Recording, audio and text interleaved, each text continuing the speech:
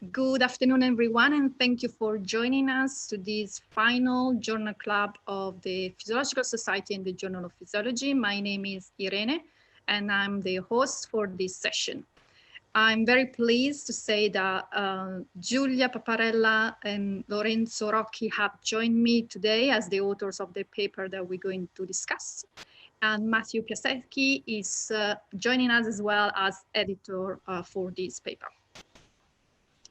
So the paper that we're going to discuss today is on the differential effects of motor skill acquisition and focuses on the primary motor cortex and the sensory cortex in healthy humans. So as I said, we are joined, Giulia and Lorenzo are joining us as the two of the authors, and Mathew Piasecki is joining us as the editor. So I'm going to tell you what was going to happen today. There will be a very, very brief introduction from myself just to set the scene for this paper. Then the two authors are going to present the paper. And following that, the editor is going to comment on the paper and telling us more about the background that goes on when a paper is submitted to the Journal of Physiology.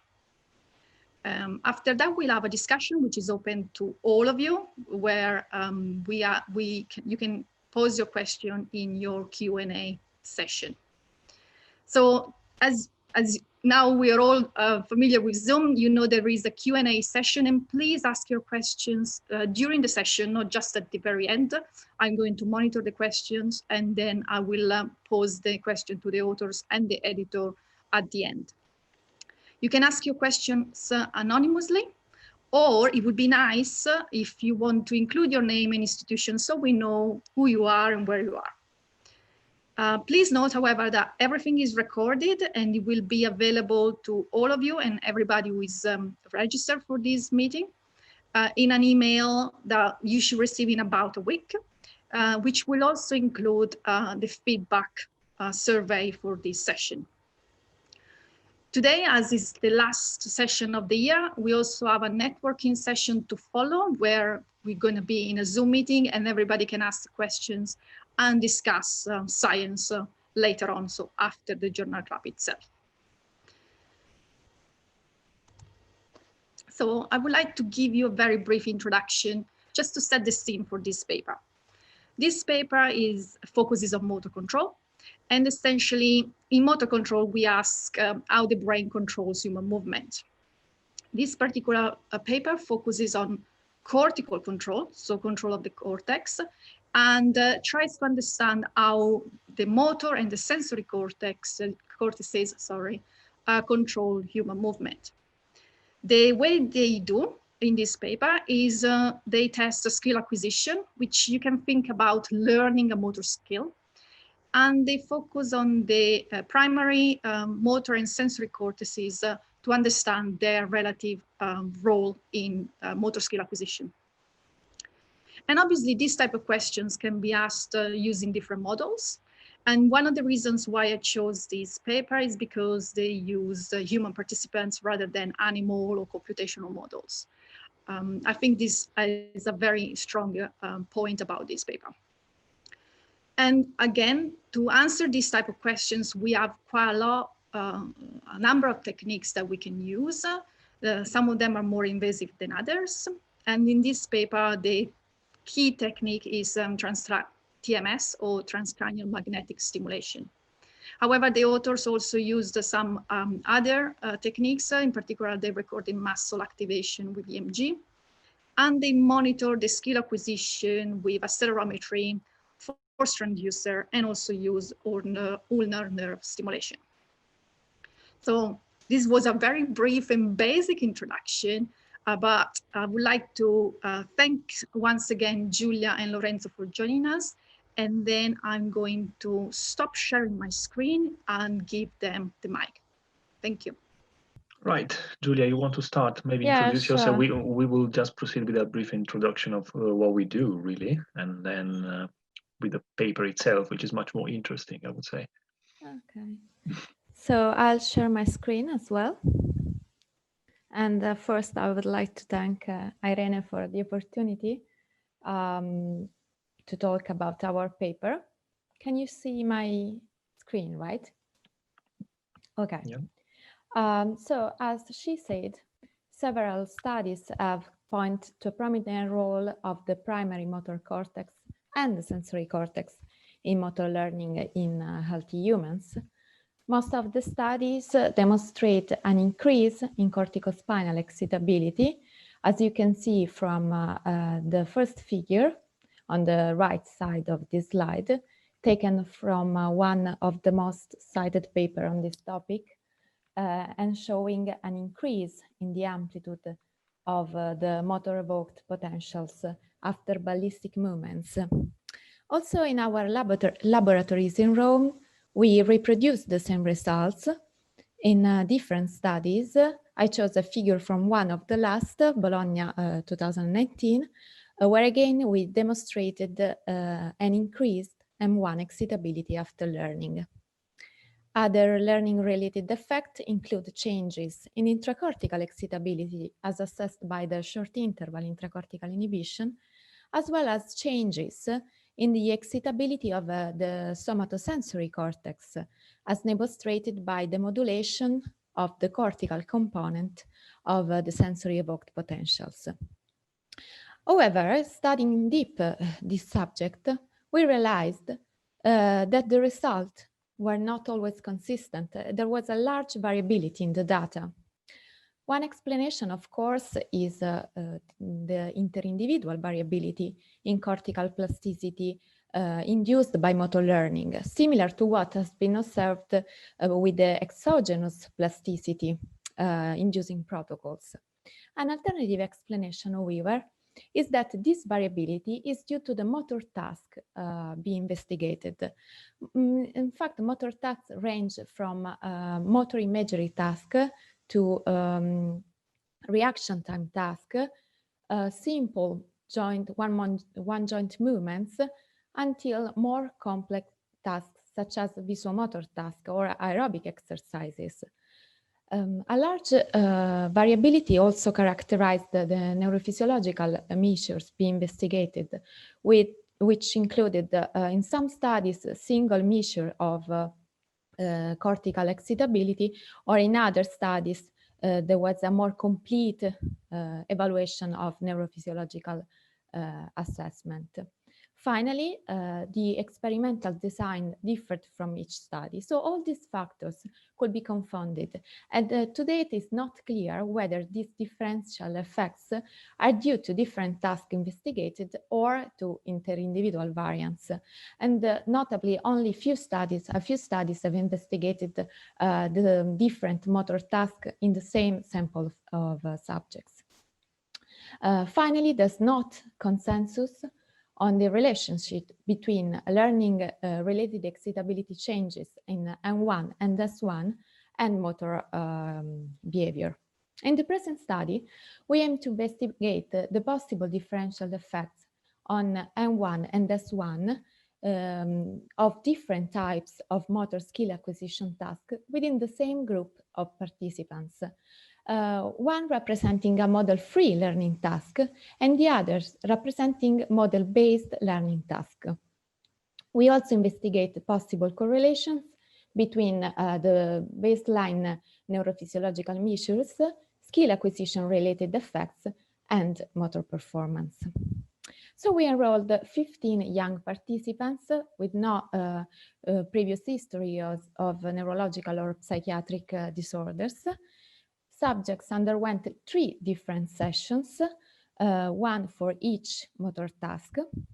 The neurophysiological assessment was performed before and after the motor tasks and included the resting motor thresher, the recording of MEPs at 1 millivolt intensity, measure of intracortical excitability as assessed by the CICI at 3 different intensities of the conditioning stimulus, single and pair pulse SEPs from both ulnar and digital stimulation, and the short latency afferent inhibition at 2 different interval interstimulus. During the ballistic motor task, that is the model-free learning task, participants were sit on the chair with their right arm abducted and flexed at the elbow, and their index finger was extended, and they had to perform rapid abduction on the index finger and then return to the initial position. So each subject perform 10 blocks of 15 movements each for a total of 150 movements. The EMG activity was recorded through a pair of electrodes, so you can see a figure here, while the acceleration was recorded using this three-axle accelerometer, and the acceleration values were then analyzed using MATLAB, and the motor performance was expressed as the mean acceleration in the x-axis for each block. In the visual motor task, subjects had to push against the surface of this force transducer by moving their index finger, and the force applied on this transducer result in the vertical displacement of a red cursor displayed on the PC screen. In each trial, subjects modulate their force in order to track the outline of 5 square waveform shown here in the figure. So the I of each waveform in the visual motor task was set at 15, 5, 20, 10, 25% of each subject's maximal voluntary contraction. But to exclude that possible differential effects were due to the muscle force applied in the ballistic and the visual motor task, which was possibly lower in the visual motor task, we also realized a control experiment we called the I-forces visual motor task. In this control experiment, the subjects applied the higher muscle force, 2.5 times higher than the respective percentage in the visual motor task. So in this task, subject performed 6 blocks of 15 trials each for a total 90 trials. Our primary measure of the motor performance in this case was the absolute error, that is the distance between the red cursors and the target square waveform. Okay, I think Lorenzo can continue with the results and the discussion. So I'll stop sharing my screen. All right, I think the screen should be visible now. Okay, so let's have a look at the results then. I divided them according to the different variables analyzed. So I will begin with behavior. There is nothing really unexpected here. As you can see in the panel above, subjects significantly increased their peak acceleration in the BMT, whereas they decreased the error in the visual motor tasks. Importantly, the error was much higher in the VMT requiring high force, probably because this factor made the task more difficult. Let's talk a bit about the neurophysiology now. The 3 tasks had significantly different effects on the single pulse MEPs recorded from the FDI muscle. Specifically, there was a significant increase in MEP amplitude after the BMT, whereas there were no effects of the 2 visual motor tasks. The short intercortical inhibition showed different results. CQ from the FDI was unchanged after the ballistic motor tasks, but it decreased after the BMT when a conditioning stimulus intensity of 50% of the RMT was used, and decreased even more after the high force VMT, this time for all the conditioning stimulus intensities. I'm afraid that the results on the short latency afferent inhibition are not so exciting. The mean SAI was not changed by the tasks. However, there was a strange result. SAI variability across subjects was increased after the BMT. So there was a clear trend at an interstimulus interval of N20 latency plus 2 milliseconds. and we got a statistical significance for N20 plus 4 in the stimulus interval. There is one interesting result about somatosensory evoked potentials as well. There were no changes in the SEP from the ulnar nerve, but quite surprisingly, those obtained by stimulation of digital nerves were decreased after the BMT, but not after the visual motor task. Lastly, there were no correlations between behavioral and neurophysiological variables. The only correlation we found was between the acceleration build-up in the BMT and the decrease in error in the VMT. So to make it simple, subjects who did better in one task did better in the other one as well.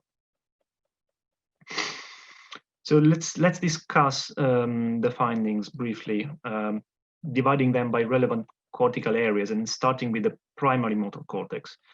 So why did MEP increase in amplitude only after the ballistic motor task? There are several possible explanations. The first is that the primary motor cortex is more involved in the BMT based on past literature, while the VMTs involve more complex networks, including the cerebellum. But there are other differences in the two tasks which might be responsible for the different outcomes. The most important is the force exerted. The two tasks are different both in terms of total duration of force generation and in the rate of force development. Given the fact that M1 is strongly involved in coding of strength and speed of movement, it might be possible, perhaps, that the increase in MEP size is driven by rapid and repetitive recruitment of corticospinal tract neurons, which occurs in one task only. Interpreting SICI is more difficult, as SICI has been studied extensively in motor tasks without reaching solid conclusions. We also cannot rely on the same reasoning we proposed for single pulse MEPs, as changes in SICI occurred in VMT only. However, there was at least one past study where intracortical inhibition has been linked to observation of a motor execution error. So we raised the possibility that in this context, SICI might reflect the mismatch between the action and the expectation in the visual motor task. And this would be quite in agreement with the fact that the effect on SICI is stronger in the high force VMT, where the error is larger. Oops. Sorry for that. It's not very easy to interpret the decrease in digital nerve SEPs as well.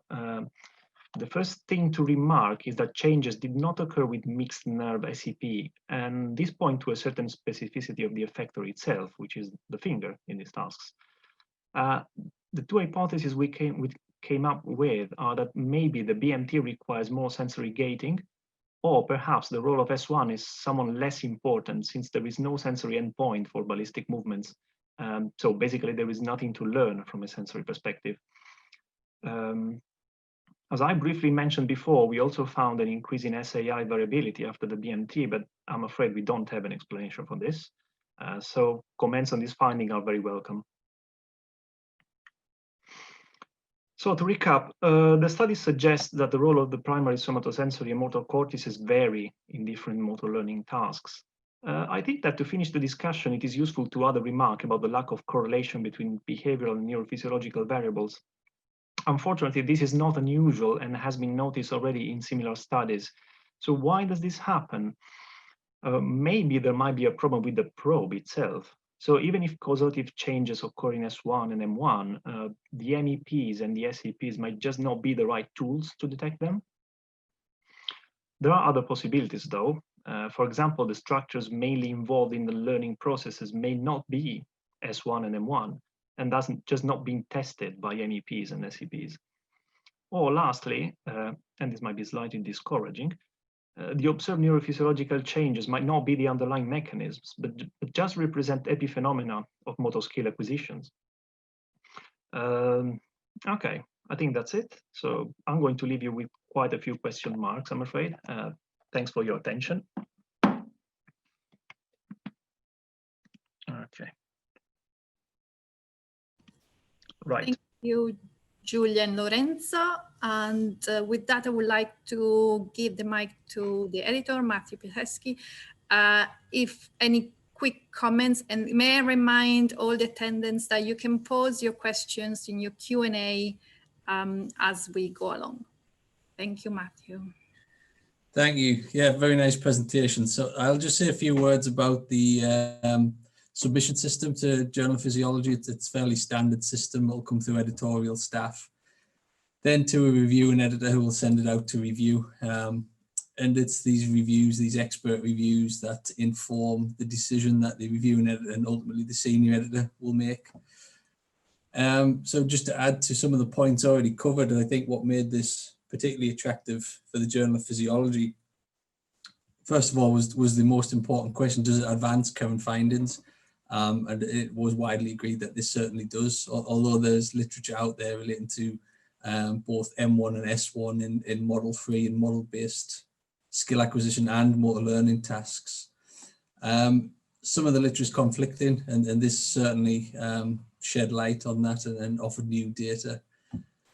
I think also the relatively simple methodology combined with robust study design. So the fact that this was a repeated measure so that the same participants performing these tasks with a washout certainly helped add to the quality of the data. I think that's about it for me, so I'll look forward to some of the questions from the audience. Thank you, Mathew. Thank you, everyone. And there are a few, there are some questions coming through. Please post them in the Q&A and we try our best to answer them. And also you can upvote question, thumbs up, if you agree with that question, or if you thought about the same question and you would like to contribute. So the first question is from Ross Pollock, which is, I believe is just upstairs here, so King's College London. Do you think that the findings will translate to different motor tasks? For example, if you were to do something in the lower limb or a task which was less of a fine motor task, but more of a global motor task? Okay, thank you, Irene and Ross, for this question. If Lorenzo agrees, I can answer the first question. In this paper, we chose the most studied task. So reviewing all the previous literature, which was one model-free, so the ballistic motor task, a simple one joint movement, comparing it with a more complex visuomotor task. But I think our results can be translated using different motor tasks until I think that the same lack of correlation between the excitability measure and the motor performance probably will be found.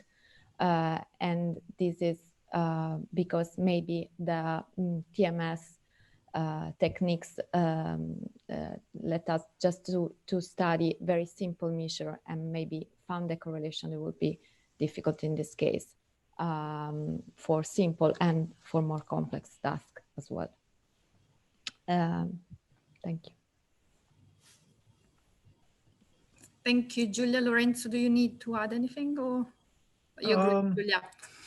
Well, yeah, I do. I mean, I would, if I can add something, when it comes to the effector, so part of the question was related to the foot, I think. Mm-hmm. And yeah, I would say I would expect the same, at least for the basically the ballistic motor task. I mean, that's a very simple task, and I would just expect that doing repetitive movements as strong as you can would lead to an increase in M1 excitability. That's quite. I would expect that. I'm not very sure about part of the question because part was involved a more global task, but I'm not very sure what the what a global task would be in this case. I am interpreting. Yeah. I believe so. It's not so much the foot, but the lower limb as a whole. Mm. So I'm considering from my own research whether stepping to a target or tracking something with the whole. So you have also some postural constraints. You have some whole body movement related to that, or just more muscles involved, whether that will make a difference. I see. Well, that's a more tricky question. I don't know, but I would expect that, for example, in the BMT, well, you just activate something very focally, you know. It's just an abduction of the index finger, repeated and repeated. So that can certainly lead to an increase in M1 excitability. I'm not sure that you would get exactly the same if you don't do, if you don't use the same degree of effort, I would say, because you involve more muscles, synergies are different. So I believe, if I may, yeah, sure. I believe that much more global movement will be a lot more difficult to study with the techniques that you're using. Yeah, because it's not as targeted, personally. Yeah, I rather agree with it.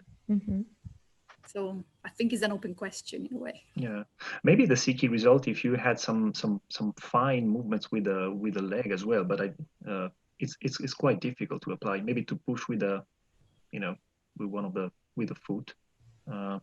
Probably that might give the same results, but it's a very open question. I don't think we have any data about that. Thank you, Giulia. Thank you, Lorenzo. Please ask your questions and chip in if you need to comment. There is another question from Matthew Mitchell. What was the latency between motor skill acquisition and conducting MEPs? Okay, we measure M1 assessment just after the learning task, and the total duration of the 3 tasks was the same, was more or less 20 minutes. So after the motor task, we restarted measuring SEPs, MEPs, and all the measures were randomized in one collecting block before and after the task. Is there any chance of fatiguing? 20 minutes, but it's a small muscle. Yeah, we let 30 seconds between each block of the 2 tasks to avoid fatigue. And also in previous study, they did the same. So we just follow previous literature. And I think the most important limitation of our paper actually is the lack of a retention block. But it would be too challenging to do a retention block because it was a quite long and maybe, I don't know, fatiguing protocol even for healthy subjects. Well, very long for sure. I mean, also because, I mean, technically there is no limit to the time points which can be explored. I mean, theoretically one might, you know, get results after 1 day, 2 days. We don't really know how long the retention for these tasks is. I don't think subjects were really fatigued because I guess that if they got really fatigued, we would have seen like a decrease in performance, especially in the ballistic motor tasks. I mean, we had the acceleration was increasing across the whole set of blocks. Yeah. So would expect that, I mean, that would not have happened if they were really fatigued. The VMT, the visual motor, was not so tiring, I would say. And in that respect, you maybe I didn't interpret the graph correctly. You didn't really have a plateau in your learning. So does it mean that you really didn't achieve full learning? Okay, well, that's a good question because theoretically I think we decided that the structure, so the number of blocks based on previous literature. So we were expecting a plateau, I think. Yeah, if you look at the chart, it didn't really happen, which was quite surprising. So I'm not sure they reached the maximum, to be honest. I don't know whether Giulia has something to add about that, but yes, I would say I would have expected a plateau at that point.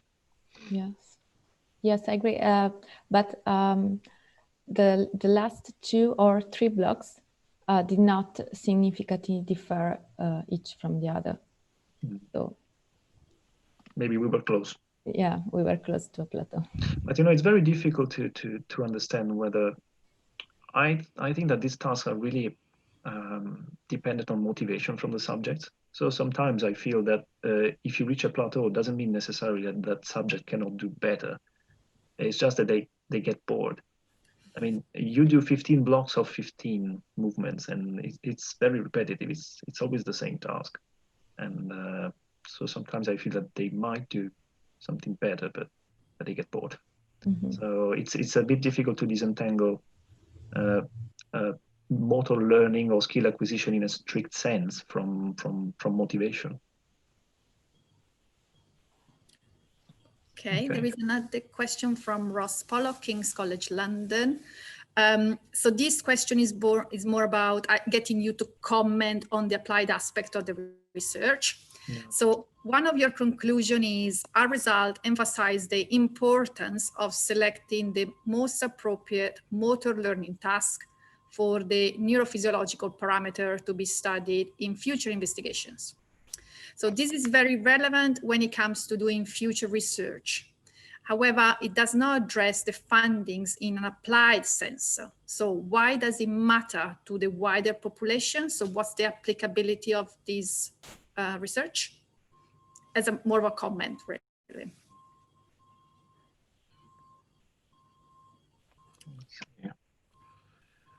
In terms of maybe rehabilitations or skill learning. Well, I can foresee a scenario in a far distant future where maybe discrete problems and disabilities could be framed into a neat, into a more precise dysfunction in terms of brain networks involved. If that was possible, and if probably there was a breakthrough maybe in some kind of non-invasive therapies, because we know they are sometimes a bit disappointing, then maybe we would have a good framework to address pathophysiologically specific issues with targeted interventions, if I understand the question. But that would be quite, it's quite far-fetched, I think, to think about an application in the real world for this, at least in the in the sense of rehabilitation.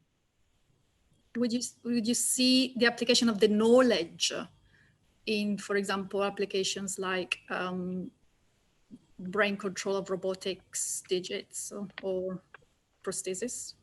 The knowledge.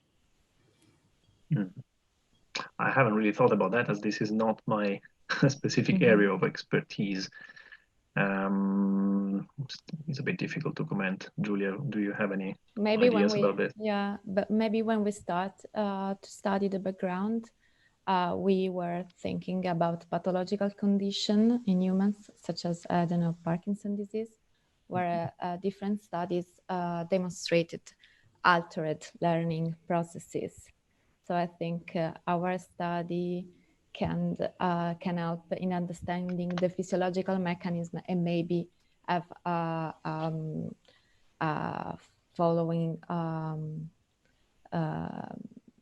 basis on the pathological condition, but I don't think in rehabilitation it's all about physiology.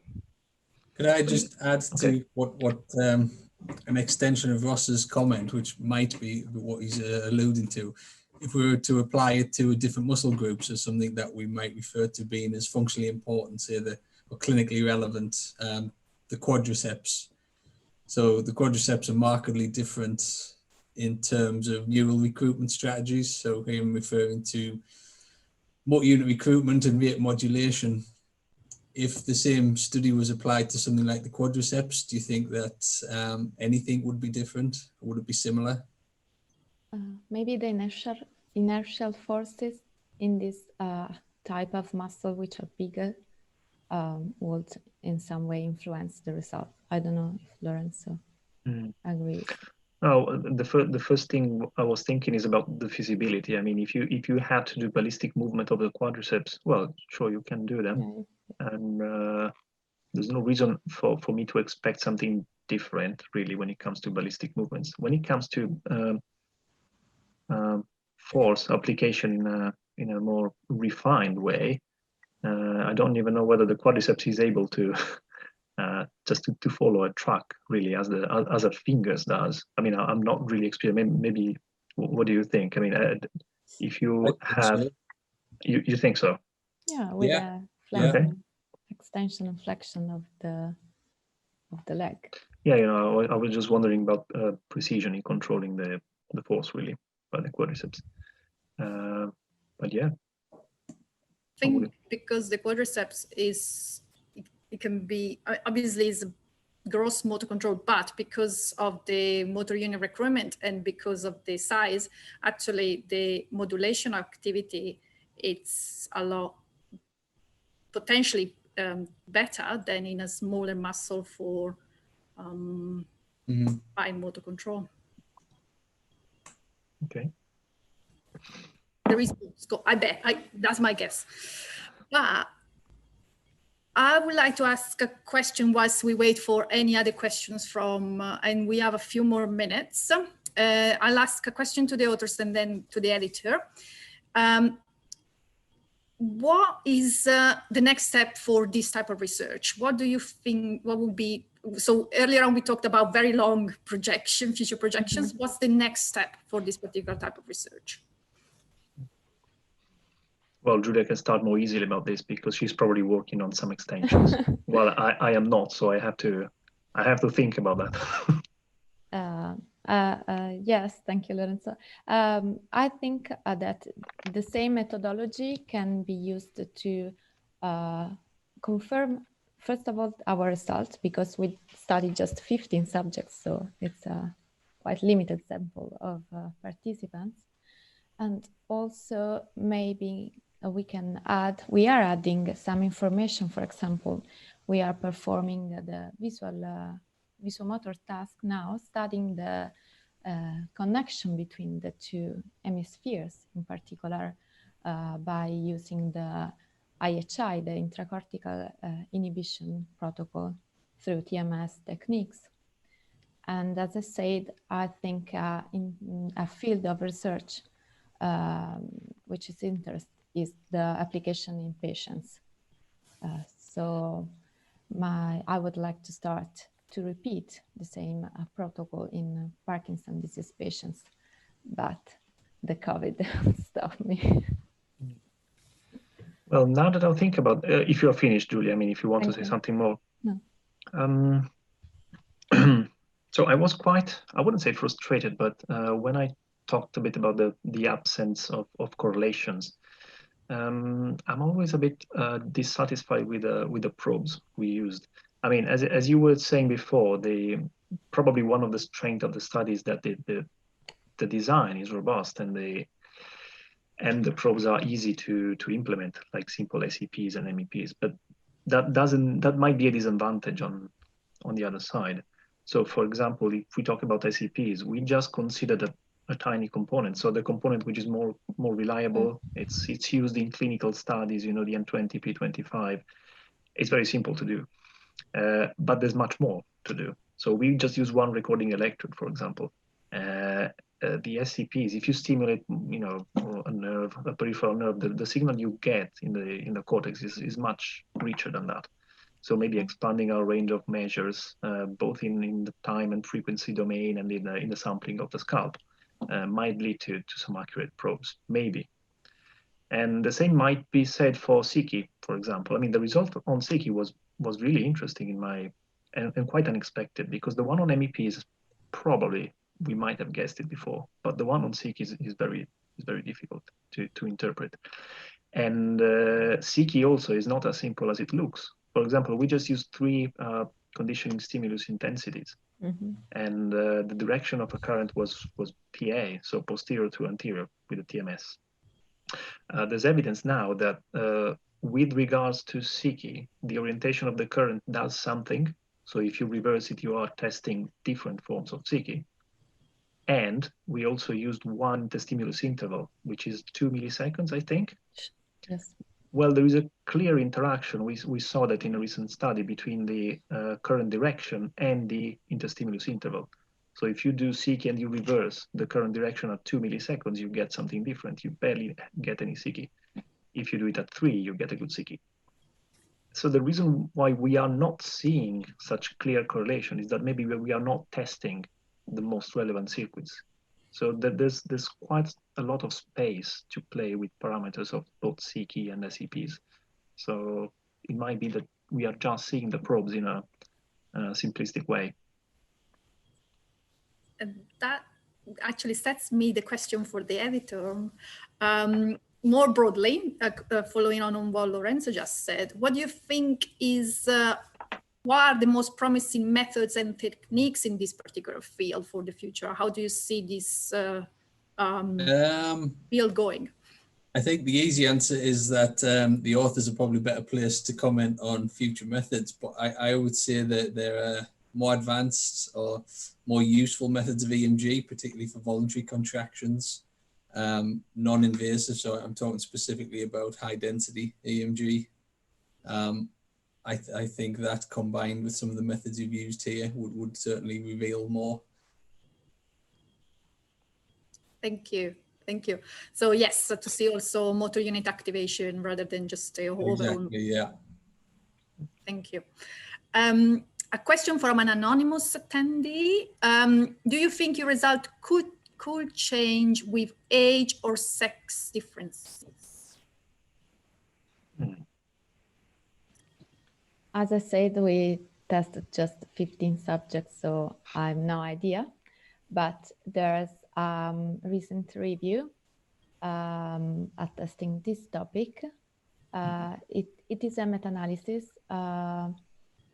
by Bergius, I think 217, assessing the effect of the ballistic motor task and visual motor task on MEPs and CK in old and young subjects. So I suggest it.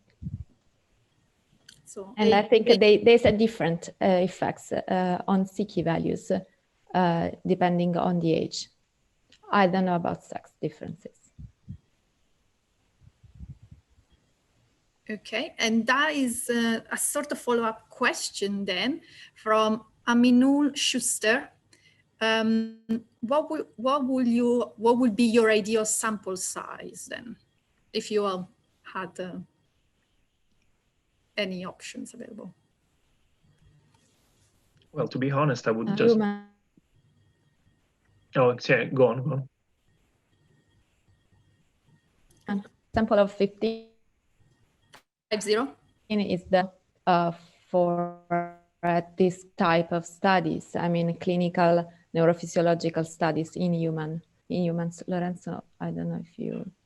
Well, to be honest, I was just surprised that our results were so clear, because 15 subjects is not that much. However, it turned out to be okay. Mm-hmm. To be honest, in my experience in this kind of physiology studies in humans, if you don't see anything, in 10, 12 people, yeah, sure. you never see anything. So 15 is, if with 15 you have significant results, I would say the effects are quite satisfactory in general. Sometimes it takes us up, maybe 20 or something. But I would say, maybe 15, 20 is kind of a reasonable sample for this kind of effects.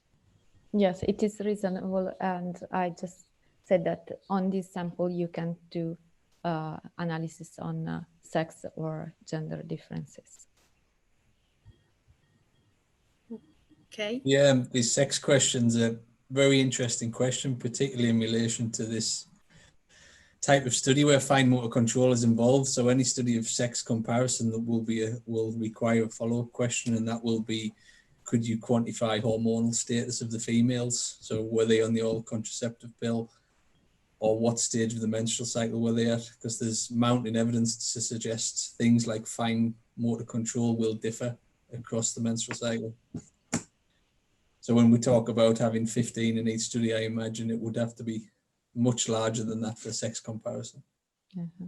So did you have a mix of women and men in your? Yes, half of them were women and half men.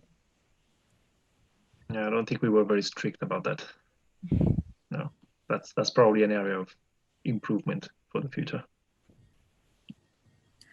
Okay, we are almost done. I would like to, before we go and giving people to ask their final questions, I need to give some further details to the attendees. Just give me a quick second, everybody. I'm trying to reshare my screen. Mm-hmm. Whilst you ask, you can still ask in your questions in the background, but I've been asked to also mention how you can get involved with the Journal of Physiology. So you can host a future meeting of the Journal of Physiology Journal Club, just as I've done today.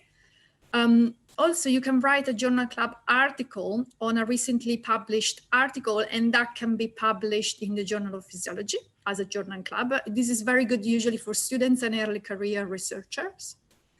You can also submit your research to the Journal of Physiology, and the journal publishes original research papers in all areas of physiology and pathophysiology.